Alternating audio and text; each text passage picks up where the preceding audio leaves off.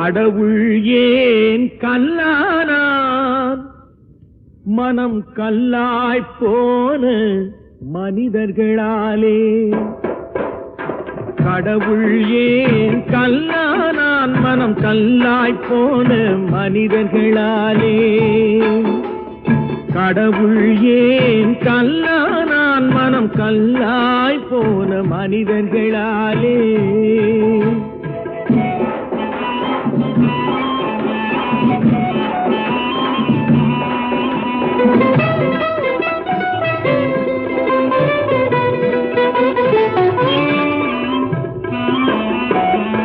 கொடுமையை கண்டவன் கண்ணை இழந்தான், அதை கோபித்து தடுத்தவன் சொல்லை இழந்தான்.